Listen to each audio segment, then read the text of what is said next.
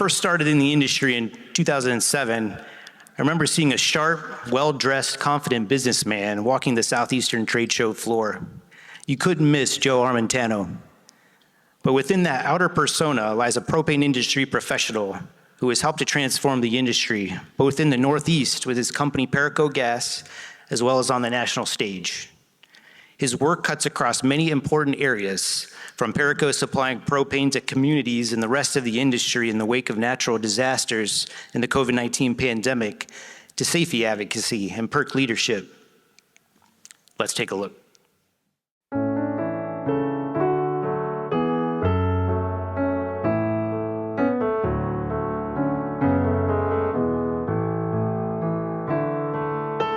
Joe Armentano has always considered himself to be more of a business guy than a propane guy, and yet he's made a successful career in the propane industry. He started out working for his father, Pat, at his small industrial gas business, Patsum's, the company that would eventually become Paraco. When Joe's father asked him to find a propane company to buy and incorporate into the business, Joe found retailer Paraco Fuel, which they bought in 1979. Their propane business expanded in 1985 with the purchase of 2 locations on Long Island.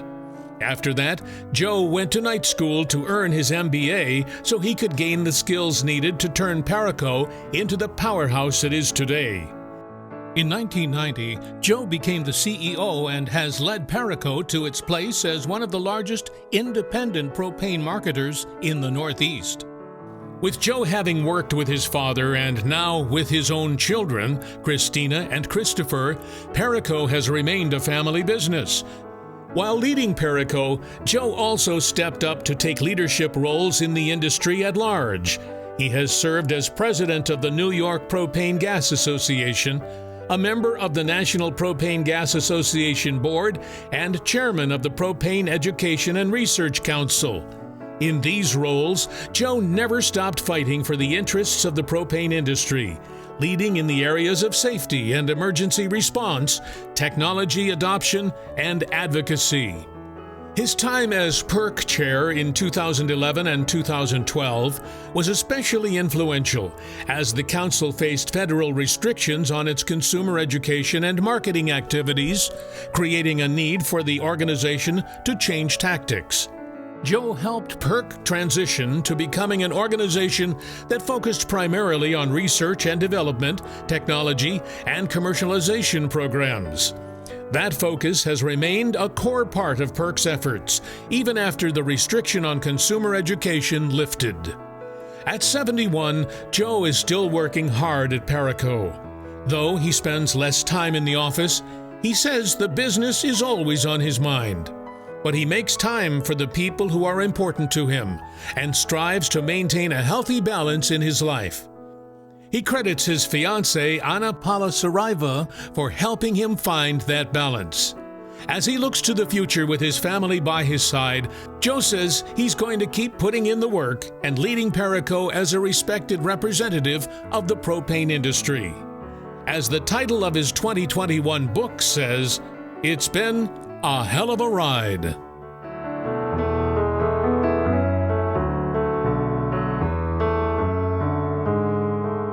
Good evening, everybody. Joe Armentano, and welcome to the Hall of Fame dinner. I'm very proud to be here, and tonight I'm going to take you down memory lane if I can. I want to first start by recognizing the other honorees, Bob, Dennis, and Brian, who I've worked with Bob and Dennis throughout my career here at Paraco and an NPGA. I was a little taken back, quite frankly, when I read their bios and found out they were all retired and I'm the only guy working. So was something I was a little concerned about. But anyway, just to take you down memory lane a little bit, I want to start also recognizing my children here, Christopher and Christina, who have now joined. Christopher just joined Paraco Gas, and Christina's been there for about 12 years, keeping me from working too hard. So I want to just say thank you to my children for basically, really being part of the Paraco family. And as you saw in the picture, my fiance, Anna Paula Saraiva, who I've now been with for about 12 or 13 years, she really gets special thanks for tonight. She's really one of the reasons I'm up here, quite frankly. She was the one who encouraged me to continue to try to, stay and be involved in this industry. But she's given me incredible balance in my life. And, I've been able to, I just came from the Cayman Islands with my grandchildren. Just flew in last night, was in the Caymans, so flew in this morning, and been on many trips with her and her family and my family. And that balance, and again, a lot of lessons in life, and that balance in life really has helped me become a better CEO. So not only has she helped me become a better CEO and a better human being, and she's made it a lot of fun. So Paula, thank you so much. Love you. So, I feel like I've been around this industry for like my entire life, even though that's not the case. I was walking through the hall, and I was looking at all of the inductees, and I said, I know that person, I've worked with that person. I know at least 80% of the inductees, worked with them through the years. And really, this night for me brings back some real special memories. Those memories actually start when I graduated Fordham University in 1976 and went into the industrial gas business with my dad. My dad was really, anybody who's met him or knew him, he was quite a character, incredible entrepreneur. Eventually, he became my partner, or I became his partner, quite frankly. I was his best friend, and he was my best friend. And he was also my father. So he started me off, in the industrial gas business. As it said, in the clip about myself, I always consider myself a business person and not a propane person because I started in the industrial gas business and quite frankly just got in 1979 and in the propane business with our first acquisition, Paracle Fuel up in Peekskill, New York. And I had actually been the president of the New York State industrial gas business when I was 27 years old. So my father actually pushed me into being very involved in the industry at a very young age. So when I got into the propane industry, I really didn't know anything about propane. As crazy as this may sound, I was, born in Mount Vernon, New York, right outside the city, and grew up in Yonkers, New York. And, we bought this company up in Peekskill, and I didn't know people use propane to even heat their homes. I thought, what does everybody barbecue? What do they do? I had no idea. So I really knew nothing about the industry. So I really needed to find mentors in the industry, and I needed people that were going to really help me. And I was so amazed at how many people reached out to help a young, at that time I was young, a young man who knew nothing about the propane business really learn the business. So, my first encounter after I became involved in New York State, I became the president of the New York State Association. And one of my earlier mentors was Ray Murray. And Ray reminded me after I became not the president anymore, he said, and it gave me some words of wisdom. He said, there's nothing more past than a past president. And I said, that's correct, because in this world, leadership continues to turn over. And when someone else comes in new, they're the ones that are going to come in with the new ideas and the new thoughts. So I got involved in the New York State Association. Now we're in 1980s, and I get approached by two guys, Doug Oxshire and Charlie Rivera. They actually decided they're going to take me out for breakfast. This young Italian boy from New York. They get over they get over all the stereotypes about who I might have been, and they had an idea and said, I think this kid can help out. He may be able to help our industry out. So they encouraged me, and neither Charlie or Doug are alive today, but they encouraged me to run for the NPGA board.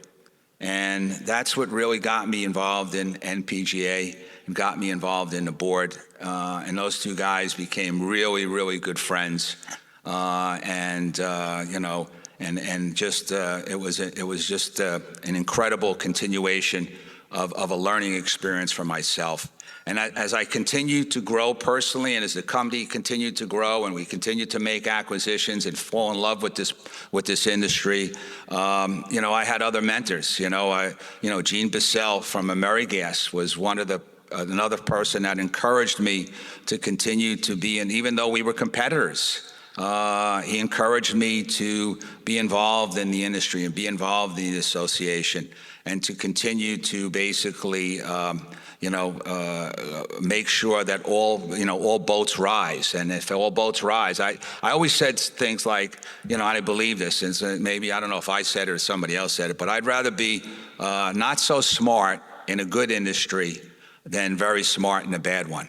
So I really honestly believe that what's good for the industry is good for me and good for my competitors. And that was a lesson I learned through guys like Gene.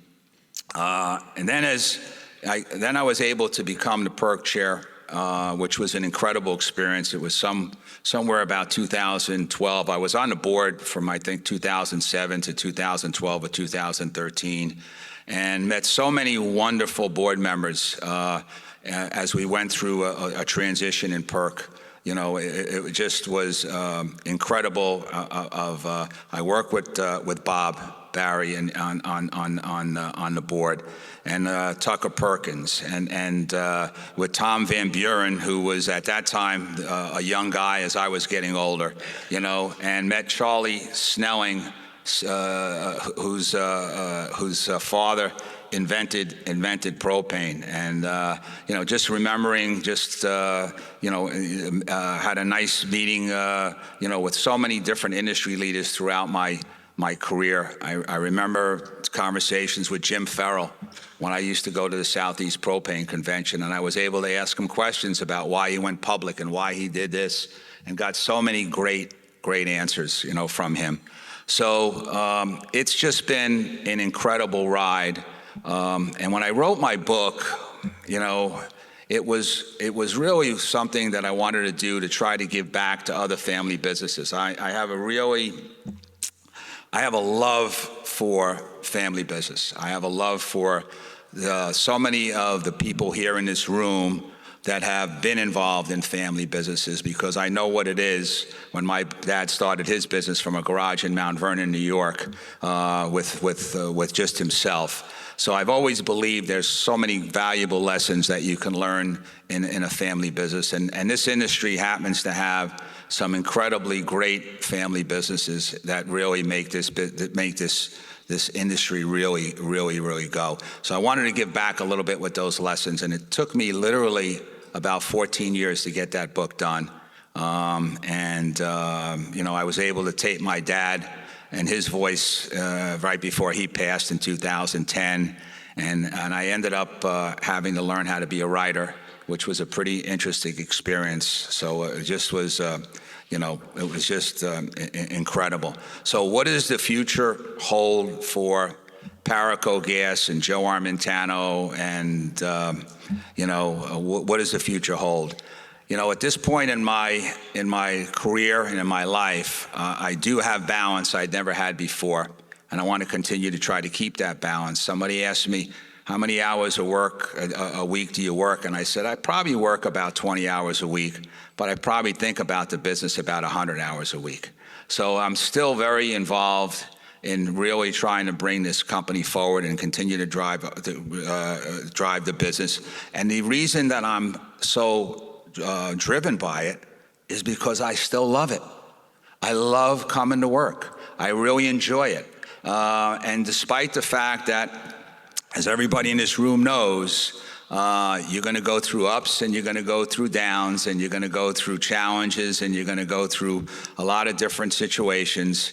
When you're able to control your own destiny and you like what you're doing every single day, that's a big part of life. There can't be much more than that. So I'm going to end by saying something that, I had mentioned about the fact that, I consider myself a business person and not a propane person. And I think I might have told that to Stuart Weedi very many years ago. But tonight, I'm so honored by everybody here and everybody being part of this industry, and so honored to get this award. Tonight, I really am a propane person. So thank you so much for the honor. Thank you.